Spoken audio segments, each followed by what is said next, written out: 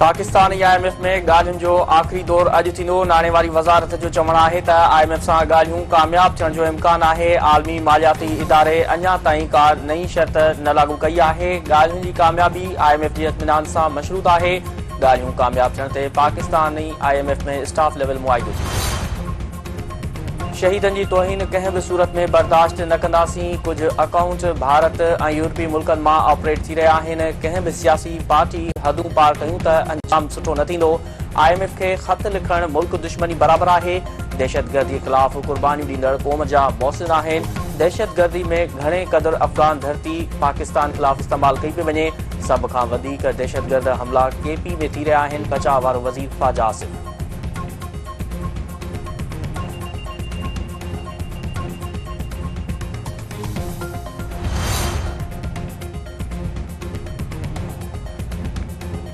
उत्तर वज़ीरिस्तान में शहीद थियल लेफ्टिनेंट कर्नल ऐं कैप्टन समेत पाक फ़ौज जा ऑफिसर ऐं जवान मिटी मां हवाले। रावलपिंडी में ॿिनि ऑफिसरनि जी जनाज़े नमाज़ में सदर Asif Ali Zardari, army chief general Syed Asim Munir, वफ़ाक़ी घरू वज़ीर मोहसिन नक़वी ऐं ॿियनि जी शिरकत। लेफ्टिनेंट कर्नल काशिफ अली कराची ऐं कैप्टन मोहम्मद अहमद बदर जी इलाक़नि में तदफ़ीन। सदर आसिफ अली ज़रदारी जो चवणु आहे त मुल्क में दहशतगर्द कार्रवायूं कंदड़नि खे मुंहुं तोड़ जवाबु ॾिनो वेंदो। पाक फ़ौज जे शहीदनि जूं क़ुर्बानियूं कंहिं बि सूरत में ज़ाया न थींदियूं।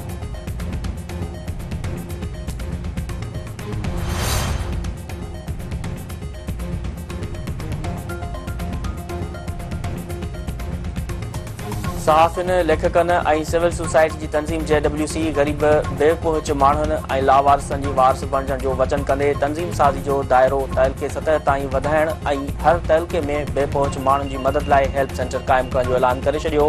नई पार्टी जी चूंड शौकत दुंदारी सदर चूंडिजी वियो। JWC chairman doctor Abdul Karim Rajbhar चयो आहे त JWC टीम 2 सालनि दौरान बिना कंहिं माली मदद जेको कमु कयो उहो करिश्मो आहे। असुल सघ अवाम आहे जेको अॼु बि निंधणको बेयारो मददगार लावारिस ऐं ज़ुल्म जो शिकार आहे। हेठि पीढ़ियल बेपहुच माण्हुनि जी मदद करणी आहे ऐं पंहिंजनि हक़नि बाबति शऊर पैदा करणो आहे।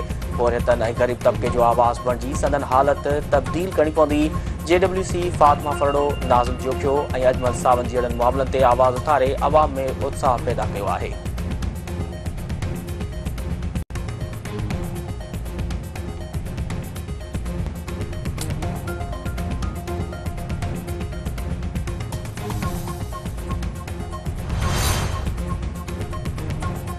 मीरवाह गोचाणी भरिसां डिगरी थाणे जी हद में अणॼातल हथियारबंदनि जी फायरिंग में नौजवान क़त्ल। मक़तूल मुमताज़ अली पुट अज़ीज़ुल्लाह नूहानी जो लाश अस्पताल मुंतक़िल।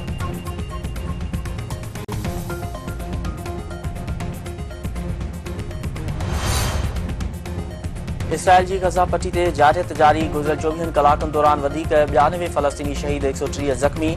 अरब मीडिया जो चवणु आहे त 7 अक्टूबर खां शहीद फ़लस्तीन जो अंग 31,700 खां वधी वियो। 73,700 खां वधीक माण्हू ज़ख़्मी थी चुका। शहीदनि में वॾो अंग औरतुनि ऐं ॿारनि जो आहे। इमदादी सामान ग़ज़ा पहुचण जो सिलसिलो बि जारी आहे। 13 ट्रकूं ऐं जबालिया ऐं ग़ज़ा पहुची वियूं। हिज़्बुल्लाह जे हिक ई ॾींहं में इसराइल ते 8 हमलनि जी दावा।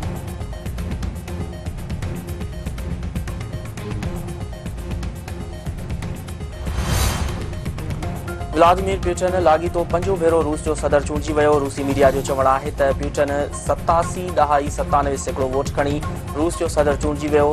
सदारती चूंडनि में वोटरनि जो टर्न आउट 67% रहियो। 1999 खां इक़्तिदार में रहंदड़ प्यूटन वधीक 6 सालनि ताईं सदर जे उहिदे ते बरक़रार रहंदो। अमरीका रूस जी सदारती चूंडनि जे नतीजनि खे रद्द करे छॾियो। व्हाइट हाउस जो चवणु आहे त रूस में सदारती चूंडूं साफ़ शफ़ाफ़ नाहिनि थियूं। प्यूटन पंहिंजे मुखालफ़नि खे क़ैद करे सियासी अमल खां ॿाहिरि रखियो।